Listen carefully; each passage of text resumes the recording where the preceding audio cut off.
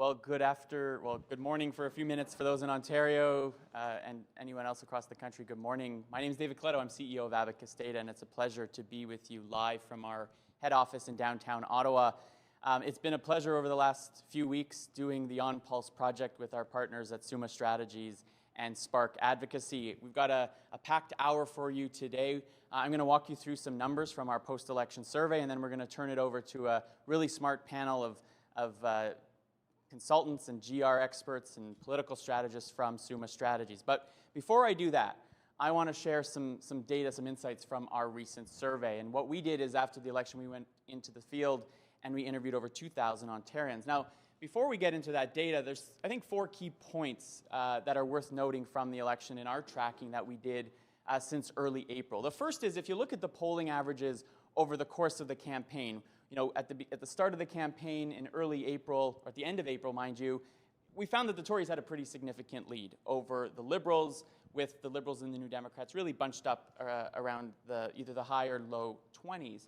And what the story of this campaign showed was that over time, it became far more competitive. There was a point in which the polling averages had the New Democrats slightly ahead of the Progressive Conservatives, but it seemingly, the New Democrats peaked a little too early, and in the closing days of the campaign, the polls suggested that the Tories were going to win a majority government, and that's what we ended up with. So what explains some of this? Well, the first is, there's no doubt this was a change election. In our polling and other polling, we saw consistently that at least 8 out of 10 Ontarians said that it was time for a change. And you can look, again, early April, all the way to basically a week before E-Day, you had about the same number saying that. So the Liberal campaign, the incumbents, were not really able to change the story. Bruce Anderson and I like to say that Ontarians were determined to change their government. At the end of the day, they did that. The Liberals ended up in third, but this was clearly the starting narrative of this campaign. Now, beyond that, though, you know, some have said the campaign didn't matter, but it did matter for a number of different factors, and one of those was how people felt about the leaders, in particular Doug Ford and Andrea Horwath. You can see in our polling that at the beginning of the campaign, Mr. Ford actually had relatively good numbers. Now, more people viewed him negatively than positively, which is always a challenge for a political leader, but he started the campaign in a better shape than Tim Hudak, the previous PC leader, did in the 2014 election. But by the end of the election, almost half of Ontarians said they had a negative view of Mr. Ford. So there's no doubt that whether it was the pre-writ Liberal attack ads or others sort of questioning Mr. Ford, or maybe some of the things Mr. Ford did himself, certainly rose his negative numbers. Now, on the flip side, we saw Ms. Horwath enter this election in a position that's somewhat surprising to many, that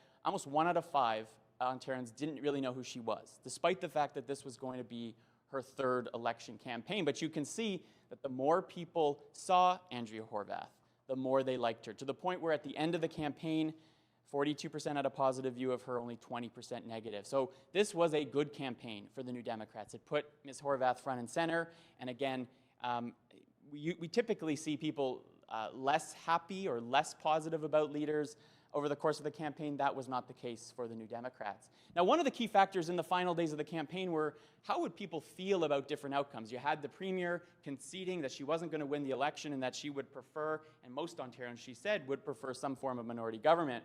But one of the facts is that throughout the campaign, we saw consistently more people would be dismayed, this red bar here, with a Liberal government. That was driving that change vote.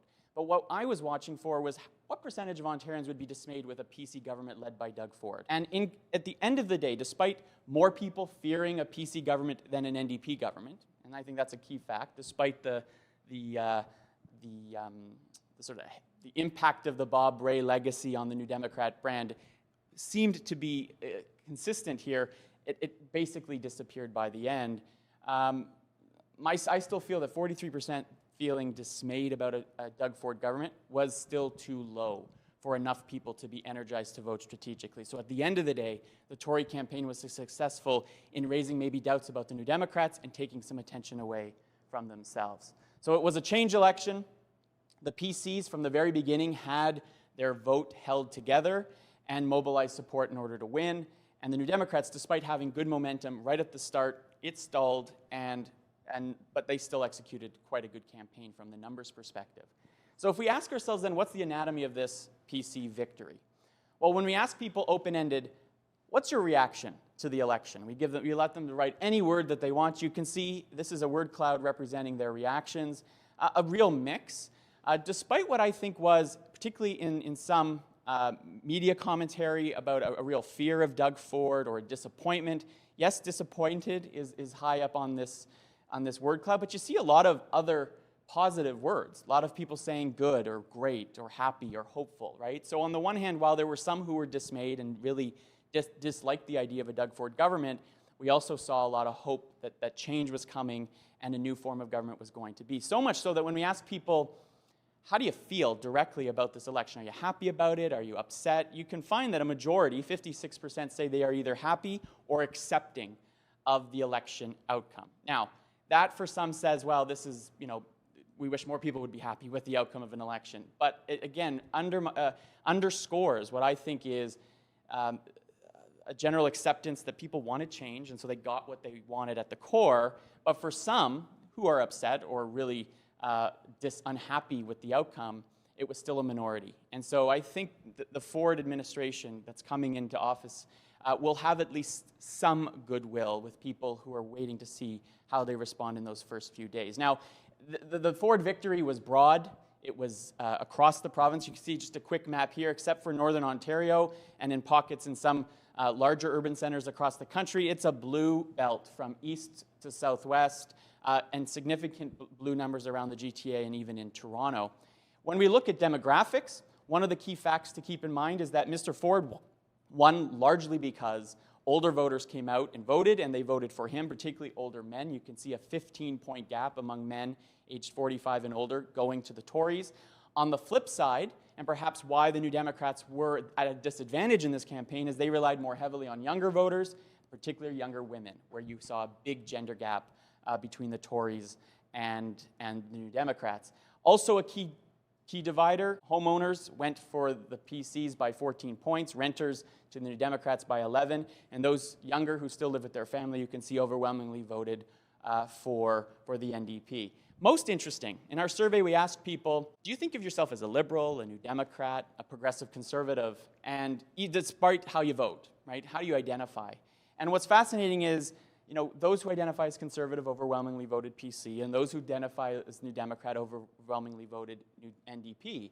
But among liberals, which represent about 28% or 26% of the province, still identify as liberal despite the fact that they came third, only half voted liberal. So this was an election in which those self-identifying liberals said, I just can't do it. I want change, and I'm not going to vote maybe my identity. I'm going to vote for another party, and the New Democrats really benefited from that leakage. Lastly, on the question of this election, when did people make up their mind? And one of the fascinating and important things to keep in mind is that half of those who decided well before this election even started, were going to likely vote for the Progressive Conservatives, and that represents 2/3 of their support. So they had 67% of their supporters locked in before the writ was dropped, before any ads showed up, maybe even before Doug Ford became leader of the party. This was something that the Tories always had an advantage on. That as you got closer to Election Day, that's when people started deciding more in favor of the New Democrats, which does suggest the campaign mattered, certainly for the NDP, but maybe less so for the Progressive Conservatives.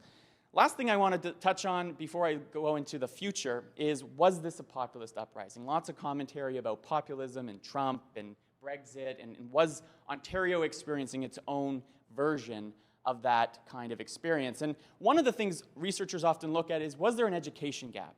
Education gaps. Those who have higher levels of education typically don't vote for populist parties. In this case, we actually don't see much of a wedge across education. Those with a university degree were just as likely to vote Progressive Conservative as those with college or high school or less. And this is one indication that maybe this wasn't a populist uprising. Number two is, I don't see any evidence that those who voted PC were more or exhibited or expressed more financial insecurity than those who didn't. In fact, those who voted NDP were more likely to say they feel financially insecure than Progressive Conservative voters.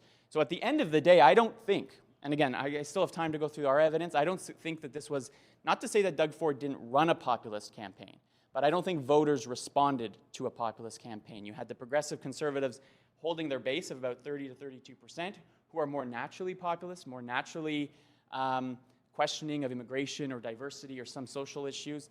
but you had this extra 5, 6, 7% who I think simply wanted to make life a little more affordable. They liked the idea of a tax cut, and that's what drew them to the PCs.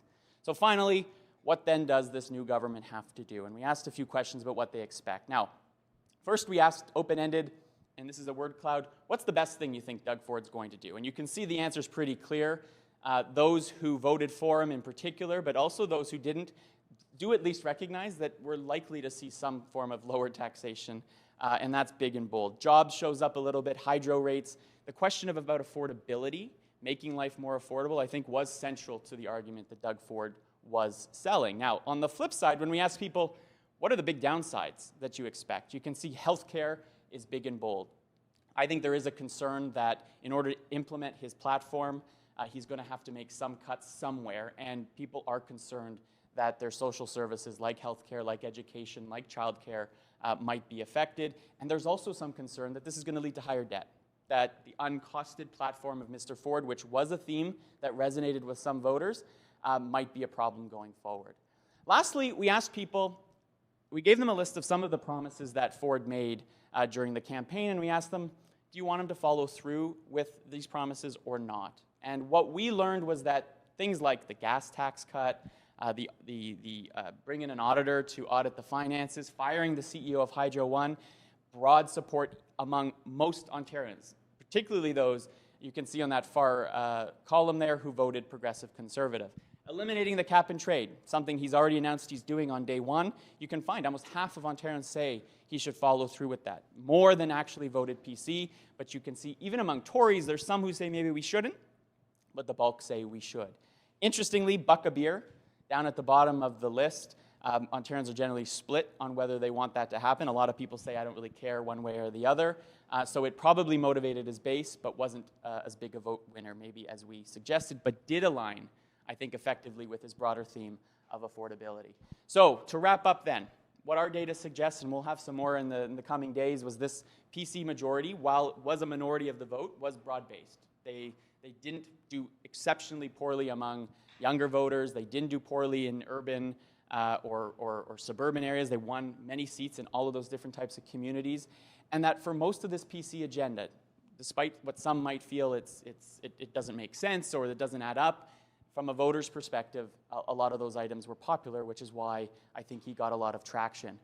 And while concern about Ford increased over the campaign, my sense is there wasn't enough change in impressions to change minds and change really the outcome of this election. So that's our story from the data perspective. I'm now going to shift over and introduce some of the panelists. So I've got to my right, Kate Harrison, who's a senior consultant at Summa Strategies, Robin MacLachlan, vice president, and Kristin Wilton, a consultant at Summa Strategies. So thanks for joining us.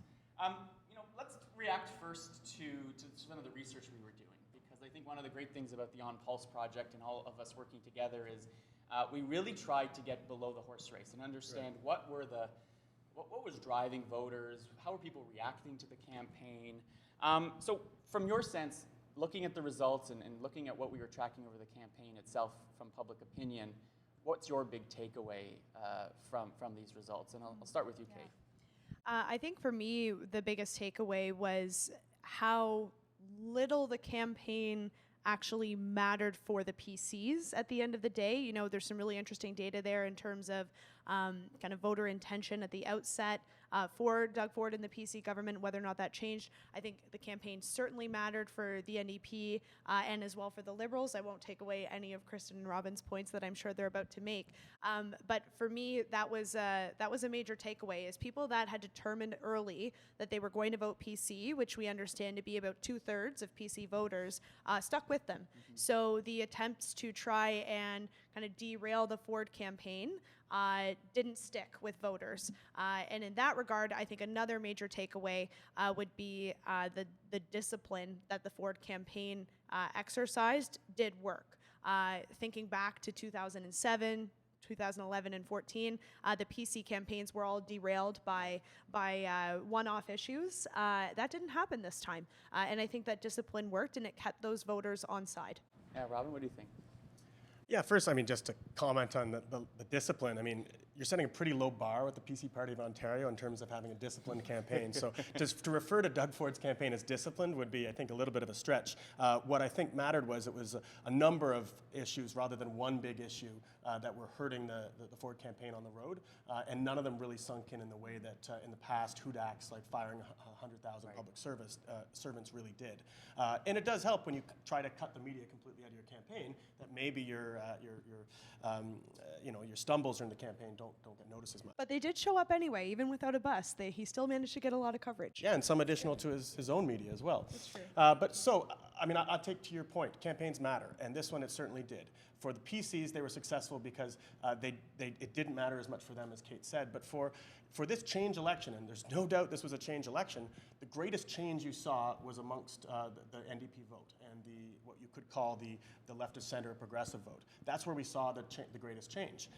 So it certainly mattered for the NDP, it certainly mattered for the Liberal Party. And the challenge, though, was that the NDP was not able to sustain what was the most significant movement that happened in the campaign, was a coalescing of progressive votes around the NDP. It happened early, it happened fairly in a sustained manner, but it peaked too early, and I think there's no doubt about that. So the only other thing I'd point to that's linked to that is I think we saw in this campaign that advertising really matters. And of course, I'm saying that amongst our friends at Spark Advocacy, advertising experts, but ads mattered because yes, the NDP ran its biggest campaign ever. Yes, the NDP had a much bigger ad buy than 2014, but it was still vastly outspent by the Liberals and the Conservatives.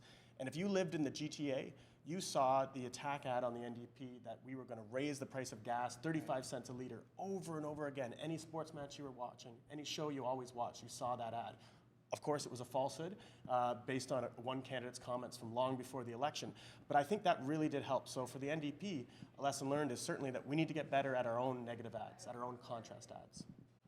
Yeah, if we want to talk about ad buy, it's funny because no matter how much the Liberals spent, it still wasn't working. They were still low in the polls no matter what.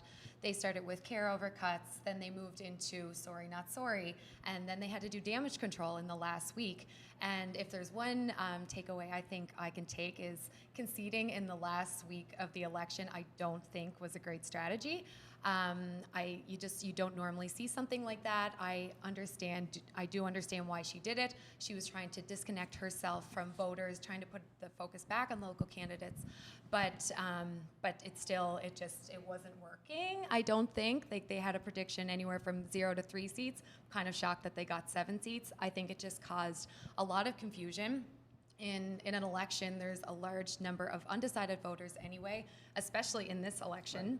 Right. The polls showed that throughout the whole campaign. And now for what people don't understand, and us who live and breathe politics, we know that there's probably a political strategist who is behind that whole thing. For the everyday Joe who is just kind of watching, they don't understand. They think that was Kathleen's big plan. It didn't work, and she had to wear that. So that was I think that was the biggest takeaway I took from that. The only thing I'd say to that is I think Kristin's right. So the everyday voter, I'm not affiliated with a party, the people that Abacus is talking about, I don't think it worked for them, but I think it wasn't targeted at them. I think it was targeted at adamant Liberals that were contemplating voting for Horwath. And I think that gave those traditional Liberal voters who didn't like Kathleen win the freedom to go vote for their Liberal candidate. And I think it's the reason that you saw 7 Liberals elected, and I think it definitely hurt the NDP. The Liberals' endgame strategy argued equivalency between the NDP and Doug Ford. And that, I think, was potentially the nail in the coffin to the potential NDP government. It also, I think, signaled to those voters wanting change that change was going to come. Yeah. Right? So if this election, up until that moment when Sure. the Premier conceded was, there was half of those who wanted to vote Liberal thought the Liberals were going to win the election still, right? Yeah. So we live in a bubble, and maybe people watching on Twitter live in a little bit of a bubble, but the average voter doesn't always follow as closely as we do. And so there was some hope. Well, she's Premier, maybe she's going to stay Premier. Mm-hmm. That kind of burst that bubble a little bit, right? But we didn't see any movement in the numbers. So the Liberal numbers held after that.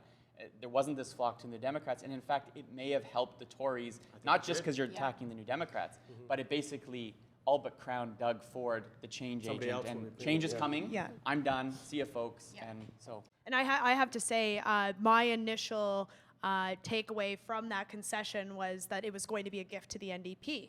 Because I thought, well, for sure, a leaderless party, how could a Liberal voter not then turn around and vote for Andrea Horwath? And I'm sure that they were hoping that that would be the case. But you're absolutely right. It did have the impact where, your die-in-the-wool Liberal voter, which is about 20% of voters in this election, 1 in 5 people were going to go Liberal no matter what, said, you know what, I'm going to stick with my team. And that was enough in a lot of cases for Blue to come up the middle. And we saw in our data, right, I think it was about 1 out of 5 Liberal identifiers voted Conservative, right? And so we don't know when that actual happened, if that was because of this. I also think back to the 2011 federal election, right? There was a moment that it seemed like Jack Layton might run away with it, and you had Conservatives basically, I think, like dog whistling to, if there are such things as blue Liberals, come vote for us to stop the socialist horde. There was...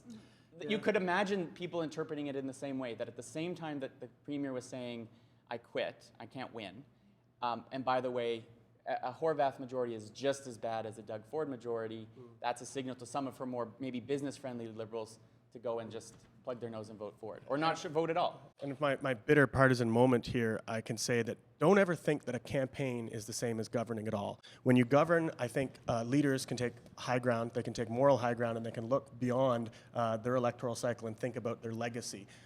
Liberals, literally, and this is my partisan comment, were more okay with dismantling their progressive agenda with Doug Ford as Premier than losing the campaign. And that's because during a campaign, our system works such that a campaign's job is to win the most number of seats for your party. It's not to look out for the legacy of the policies. On that note, on talking about governing then, so let's look forward then and talk a little bit about what next. So, and maybe take off as much as you can, your partisan hats for a moment, and put on your GR professional hats, right? And say to yourselves, okay, if you are thinking about what mandate this government actually has and how they're going to approach, and we've already seen in the first few, they're not even sworn in yet, and they're moving pretty quickly on some of the Premier kind of policies they've put in the window.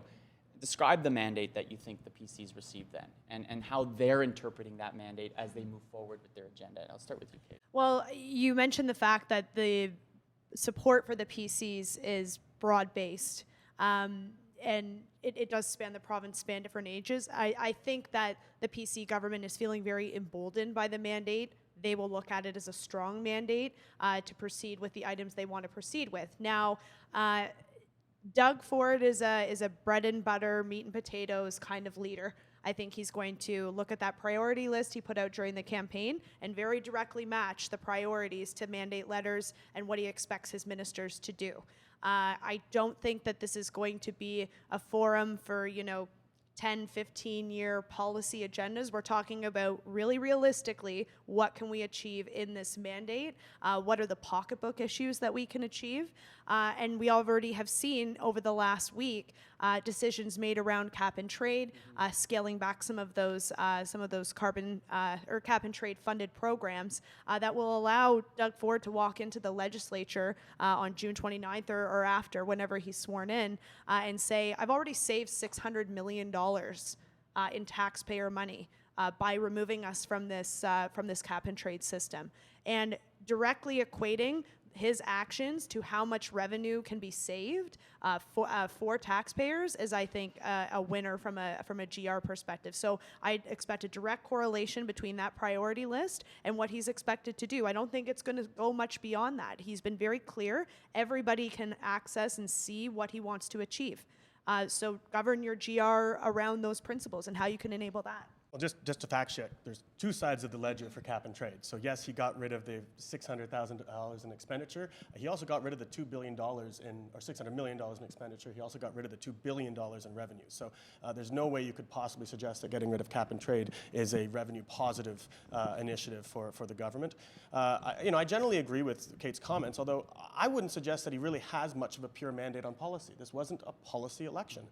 You certainly highlighted the initiatives or the announcements he made that could be viewed favorably, particularly by PC voters. But I bet you if you ask everybody why they voted for Doug Ford, not a lot of them just voted specifically for a gas tax. They voted for change. So his mandate is more about change, yes, broadly about affordability, broadly about, I think, about good government, I would say, because a lot of people were voting for change because they felt that Kathleen Wynne was not delivering good government. But he actually, I think it'll be interesting to see those first 100 days, because Kate's right, he'll try to check off things that were announced, But I don't think that the people that voted for Doug Ford voted specifically for his policy agenda. Maybe because he didn't have a fully costed platform, but he has populist-styled initiatives. I mean, you're going to make gas cheaper for me. You're going to make hydro cheaper for me. Yes, we can all support that. At what cost? Things get a little bit more complicated. But I think more than anything, he has to demonstrate that he's not Kathleen Wynne and that Ontario is going in a different direction that involves growth and jobs.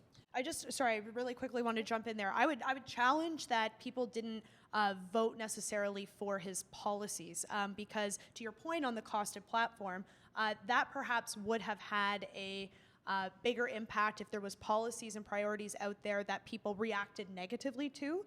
So I would say, fair point. Was it the motivating factor? His policy agenda? No. The change question, though, was answered very early. So policy and platform, I actually think, mattered more this time around because the change question had already been answered. So there wasn't enough policy in there to scare people away from not voting PC, but there was enough in there, enough pocketbook issues in there that I think people were attracted to that. No, I want to touch on that. I agree with a lot of what you guys say, and obviously, yes, it was a change election.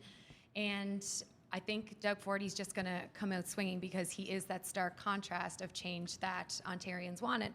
And, excuse me, they took a risk, I think, because he doesn't have that provincial experience. He has as a councillor, he has that experience.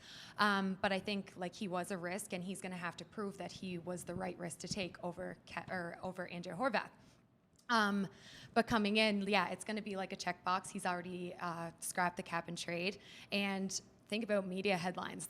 PC government already saves taxpayers $600 million. Doesn't touch on the revenue, the $2.whatever billion, but that's a more attractive headline is we just saved you this amount of dollars. I think the best analogy that I could interpret the way I'm seeing public opinion is there is a minority, a large minority of people who I felt, imagine a balloon that is just filling up and filling up and filling up, and they were feeling the pressure of what they perceived to be increased costs around them, whether it's interest rates, which is not a function of any provincial government policy or even federal government policy, just the way the Bank of Canada makes these decisions, and then hydro rates and taxes and all that. And all Doug Ford really has to do for that group is do one thing: release the valve a little bit, let them feel a little, and use this term a lot, relief. Yeah, relief, exactly. Right? It's like indigestion that these people have. And so, in a way, that's the first mandate. Then he can say, we're then going to audit the books, and before we can do anything else, we got to see what kind of mess we're in, because I expect that is what we're likely going to see. Yes. And there is some concern, even among his own voters, that the fiscal responsibility of how do you manage this budget, given all the promises you want to do, but also the challenges the province already was in. And there's a bit of a risk, and I think for the Conservatives, in that people do remember the Mike Harris era, and municipalities remember the Mike Harris era. And when you say you're going to cut 4% across the board, it can work for you in a campaign. You can get away with it a little bit, which I think he did, as much as the NDP tried to hammer home what's that going to cost you in Brampton in terms of hospitals? What's that going to cost you in Cambridge in terms of nurses available? It didn't sink in enough. But the easiest way to cut 4% without cutting something that people will feel is to download costs to the municipalities. So over a 4-year mandate, there is enough time there for municipalities to start feeling that pain and to start then being opponents to you at Queen's Park. At the same time as there's only one taxpayer. So whether I'm paying for it in municipal taxes, federal taxes, or provincial taxes, I'm upset about those taxes. So we'll have to see whether or not the Conservatives have learned any lessons from the quote, common sense revolution and how that ended up hurting them in the end at the ballot box. So what does the first 100 days look like? I mean, we've moved from broad mandate to now, implementing agenda, managing a government. Tell us a little bit about what you expect or what you've heard about not only, I don't need to know what the cabinet's going to look like, but how will cabinet government run under Ford? Is it going to be a tightly controlled center, or do you think he's going to have a leadership style that allows some senior ministers to kind of operate in their space? I think we have to be mindful of how many new faces are around this government. About 50 of the 76 MPPs that were elected are brand new first-time legislators, which is a major learning curve for a lot of people to come in and learn the ropes that way. We saw that they had an orientation session this week at Queen's Park, and Doug Ford very much laid it out very clearly to them. You know, we're going to be focused, we're going to be teamwork driven, but we're going to be a disciplined government. And every action that you take, I expect to be governed with the people in mind. So every policy and mandate that they push out, it has to be framed around, is this going to benefit regular people? In terms of what that means for cabinet and decision making, I think it means lean. I think it means we'll have a small cabinet. There will be a number of new faces there, some returning faces. I think, you know, people like Vic Fideli and Lisa MacLeod are natural choices for a cabinet because of their experience. But I do think that it will be small. I think mandates will be very, very specific. And again, there will be little room to stretch beyond the 4-year mandate and those commitments until they are achieved. Very much not unlike you know, the Deliverology 2015 mindset. Right. Here's your list of priorities. Reach them and meet them. I see that being a very similar style. So given this, anyone different point of view on that? No, I agree with that, and I think if Doug Ford was smart, he would try and take a different approach than Kathleen Wynne took when it comes to all the decisions her ministers made. She wanted to wear that. She wanted to be the face of every decision, and some of them weren't good decisions. So she had to take the backfall. She had to take the positives. She had to take the negatives, and ultimately, I think that was a major thing that costed her, is her face plastered all over everything. So if Doug Ford was smart, I think he would give his ministers a little leeway to make the decisions. Yeah, just to back up Kristin's point, let's look at the trend line from the campaign. Conservatives were just drifting a little bit down as the NDP was surging, all the way until Doug Ford realized maybe I shouldn't be the only face of this campaign. Maybe I should have a press conference and bring out all the excellent candidates I have. So if he's smart enough, he'd use that bench, because I think they're the best asset he has. And I mean, it is something to note, and I'll have to go back in the history books, but I don't recall, both in Ontario or even federally, that a first-time elected leader has as high negatives as Mr. Ford does. Basically 1 in 2 Ontarians. Right? So he starts out in a challenging position in that, and we know from research that that creates a filter, right? I think we live in a society where we just don't trust people we don't agree with naturally, and so that's already a starting point that he's going to have to somehow, he can win without them, and we're talking pure politics, but from a governing perspective, to get buy-in from the policies, to get people to do the things you want them to do, I think will be a little bit of a challenge. So how do you then, you know, say you're advising clients or organizations whose mandate or agenda doesn't clearly line up with you know, for the people platform. How do they then approach the way that they frame their issues, the way that they interact with this government going forward then, Robin? Well, I was just going to say, I don't agree with much of Kate, but I trust her a great deal, so I was going to let her go first, but you throw me into this. So look, don't think that you understand Doug Ford as a conservative necessarily. He's not your prototypical conservative. He is a bit of a populist, and I think he doesn't want to pick a lot of fights that he can't win. So I would target people that do agree with you, be those municipalities. I would frame your issue in a little bit of a different light. How is this good for Ontario being an efficiently run government, an efficient society, cost savings? And don't assume that he's going to take the natural conservative side of every issue, because I think he will respond to those popular uprisings. So your advocacy has to be that much more sophisticated, that much more publicly driven. So you have to pave the way for your public policy. You need to make sure that you understand how certain communities and certain and demographics would support it, because look at that demographic support. He won with women over 45. He definitely didn't win with young people, but they didn't come out and vote. So I think there's opportunity there. But Kate will tell me. One moment before you, I just want to let our audience know, in a few moments, I'm going to come to you. If you have any questions, tweet them at me or use the hashtag ONPulse, and we'll ask questions of the panel or of myself in a moment. On that note, though, Kristin, you were going to jump in. Yeah, no, I just wanted to talk on, you have to, I think when you have a change of government, it's like a blank slate for stakeholders. Like when they have been advocating for their causes for the last 15 years to the same government. So that's kind of like the same messaging, same values, same everything, whereas PCs were there, very stark contrast. You kind of have a blank slate, you have to take a step back, and it is an opportunity for stakeholders to look back on what has worked in the past, what didn't work, and a brand new approach going forward. Yeah, most of Queen's Park is new MPPs, so just like the 2015 federal, MPPs. got a lot of opportunity there. Absolutely. I would just contribute that we've seen through the course of the campaign, I'm thinking about the Green Belt. I'm thinking now about some news that's just coming out around some modification to those green energy or the green rebate programs that have been announced. It sounds like there's maybe some flexibility there to ensure that people don't lose money on that. I see the Ford government as being reasonable. And when they are presented with a compelling case as to why a particular measure would be harmful for a group that they care about or a constituency that they care about, I think that there is room to move. So I think that Robin is quite right to identify that we shouldn't make assumptions around a Ford government. Yes, there's going to be cuts. People shouldn't be under the illusion that every government program that has existed for the last 15 years will continue to exist in its same form, because that would be naive to think that.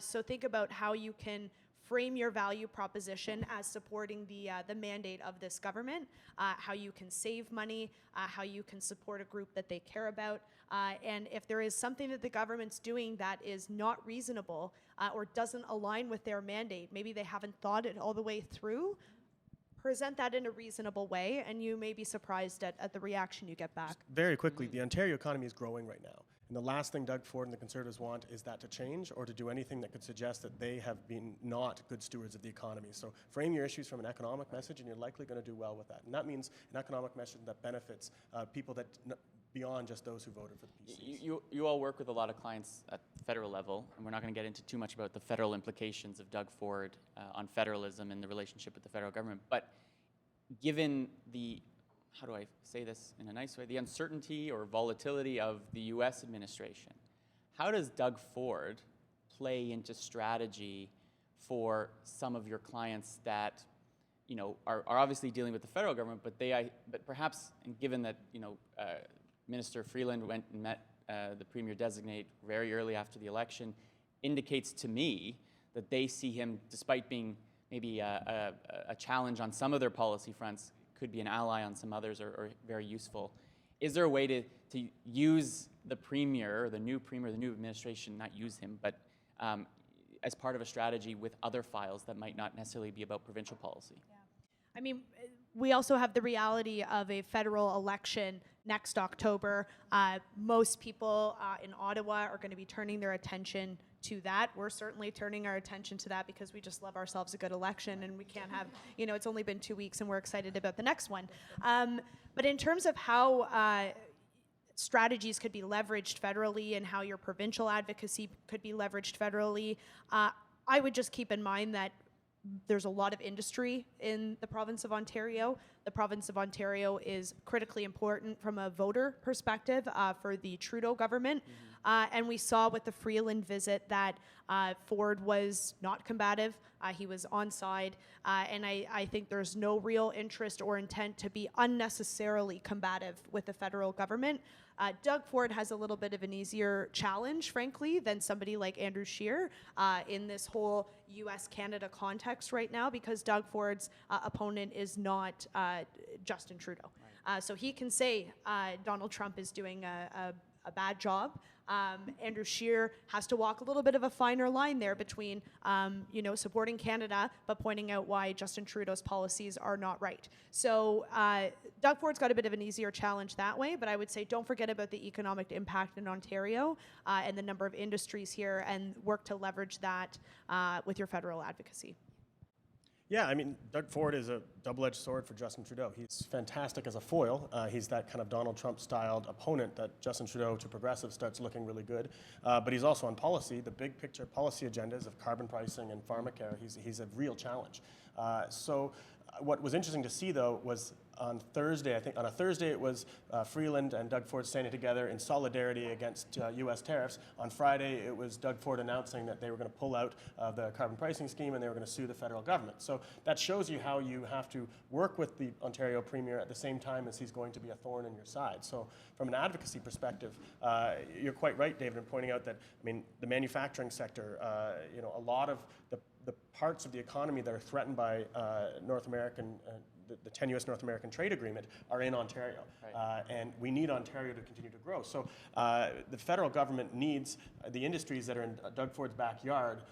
So if you are a stakeholder involved in that, you have an opportunity to work with those two leaders on things that they might not generally always agree on, but they both need you to succeed.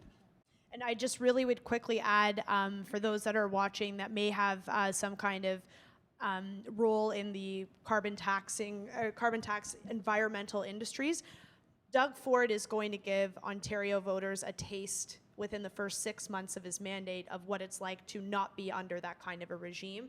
He's made the 10 cents off gas the #1 priority, so he's going to try to show relief there. Will Justin Trudeau want to come back to voters sometime in January and say, well, I understand that you've had some relief now, but we're going to impose our own carbon tax on you because it's the right thing to do for the environment, and then fight an election in that same province 10 months later? I'm not sure that that's a decision they want to take, and we have to keep in mind about 80% of Canada's population come next year is going to be represented by leaders, by premiers, that do not support the carbon tax. Well, let's not make some Jason massive Kenney assumptions here. Just very quickly on that, I mean, just good because about it. we got to fact check these things here. You could easily bring 10 cents a litre down with not actually removing the carbon pricing scheme in Ontario. You can do that through the excise tax and a number of other things. I already see the PCs are borrowing the NDP playbook on trying to crack down on gas companies in terms of price regulation.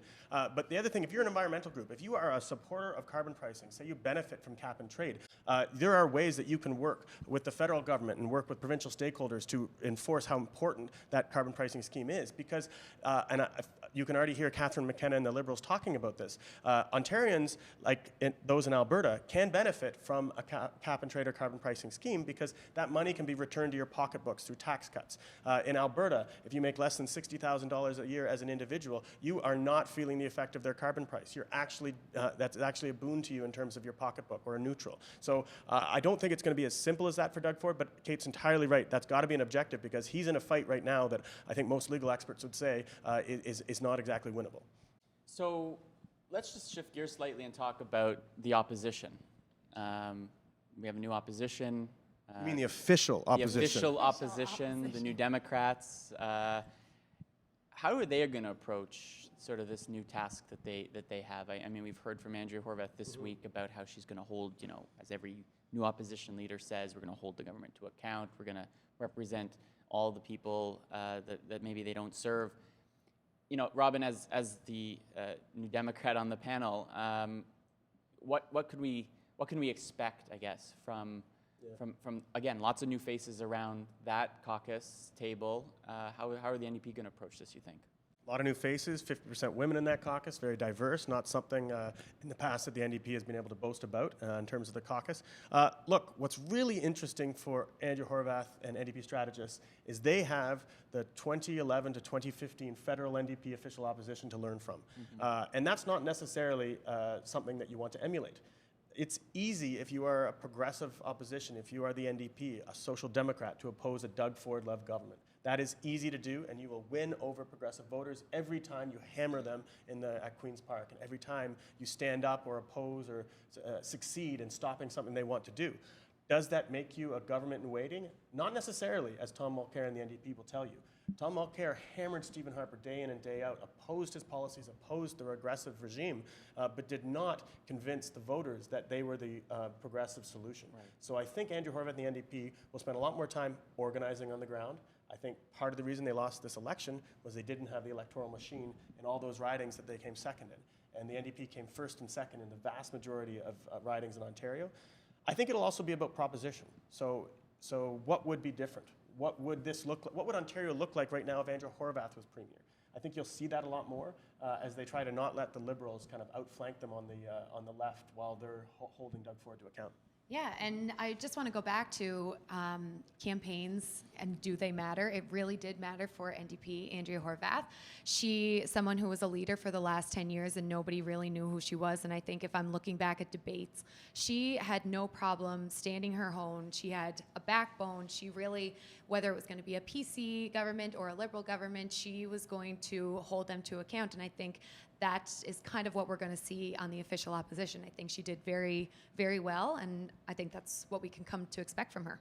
Yeah, I think that Kristin hits a good point there. Andrea Horwath's popular, and she's popular because for 28 days, Ontarians got to see her. When she was the third-party leader, they never saw her, and she was actually more, I saw an Abacus number, something interesting, more Ontarians knew something about Andrea Horwath in 2014 than they did going into the 2018 election. So what that tells me is that the spotlight will help, and they need to maximize that. Leverage her the favorability. I mean, she went up by 14 points in terms of favorability while Doug Ford declined over the election. So she needs to use that opposition limelight to build her own profile. Right. I think that Andrea Horwath is a great campaigner, and I think the data supports that. People like her in a campaign. They come around. Not to be too partisan, I'm less convinced that Andrea Horwath will be an effective leader of the official opposition. This is a huge opportunity for the NDP to really carve out their space in Ontario's political circle. Right. They will never have another opportunity like the one they have with a, totally unorganized Liberal Party than they do right now. I think they need to come out early with ideas and policies that are different than the PCs and make people comfortable with those policies so that way it's not a surprise 4 years later when she's asking for their support. I question whether or not she's going to have the fortitude to go through a fourth campaign. And whether or not the NDP grassroots want to see that happen. I'm not an NDP grassroots activist, so I can't say. We'd welcome you. But I'm sure you would. But in any event, I think that she's excellent in a campaign. I'm not sure that she's going to be able to harness this unique opportunity, though it is an opportunity. I think one of the lessons probably from 2011 to 2015 for the federal NDP is, and we admit it, I've heard others working in the party say, like, you had this, you built a forest without any roots, right? Mm-hmm. And so building the roots, I didn't share the data, but when we ask people, how do you identify? Yeah. At the end of, after the election, there were more people who almost double the number of people who identified as being a Liberal than being a New Democrat, despite the fact that the votes were almost reverse.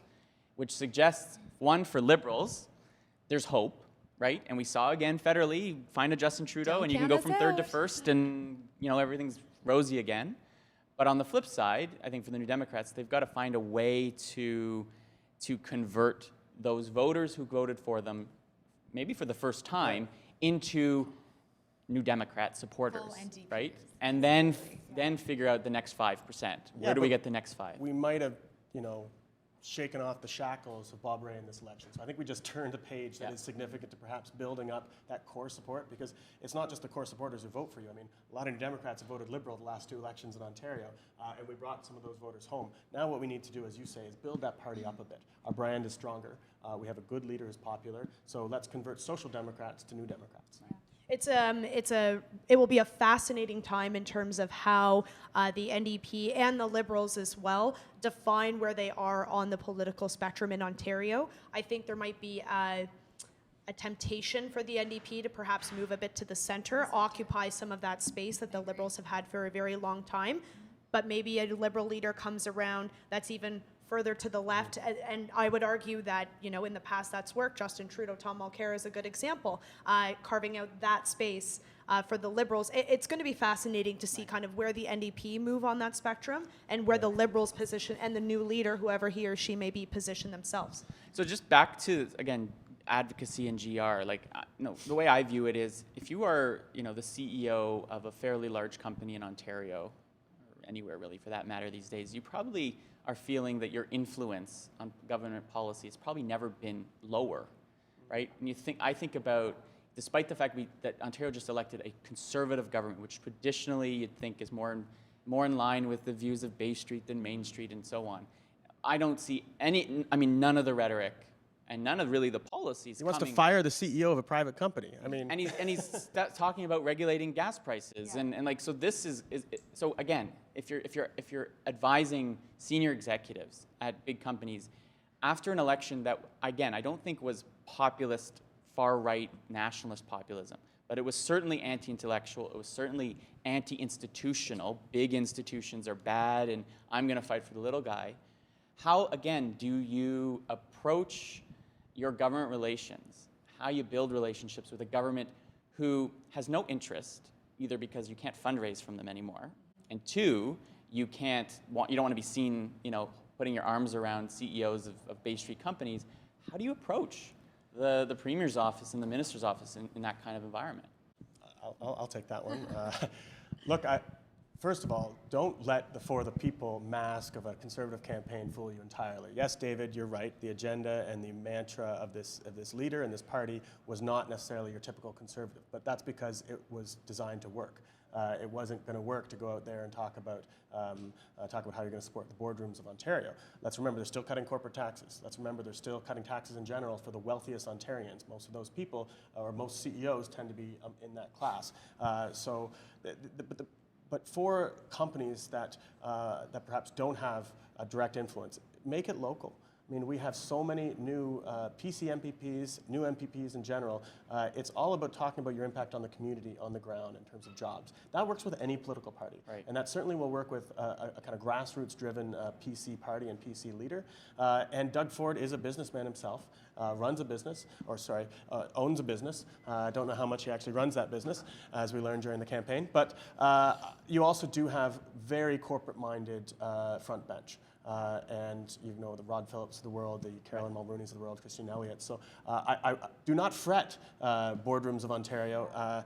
And the other thing too is take a broad lens here, because yes, the cabinet is going to be key, but there's a lot of new people, and Doug Ford needs to unite that caucus and keep it united. Yeah, and I would just add to that the concern on support for corporate Ontario. That is driven much more towards publicly funded organizations and groups. If you receive government funding, think very critically now about why that funding is necessary to your operation and to future operations. One thing that Doug Ford talked about a lot during the campaign was economic growth and development in the North, for example. Right. So if you are an organization or a company that has something to offer there, you've never been better positioned. So I would say, Robin's advice, don't fret too much. I think this is a huge and unprecedented opportunity for small businesses and medium-sized businesses to step up and say, we can help grow the province. But there's been so much red tape and regulation in the way until now that we need that to be fixed before we can do that. So I think that this is an opportunity for those businesses. All right. Before I give you the final comments, I'm going to do a little flash round. Yes or no answers to these questions, okay? In 4 years from now, whenever the next election comes, will we have beer and wine in convenience stores in Ontario? Yes. Probably. Yes. Will there be independent retailers for cannabis in Ontario, not run by the LCBO? No. I want to change my answer because Kate said no.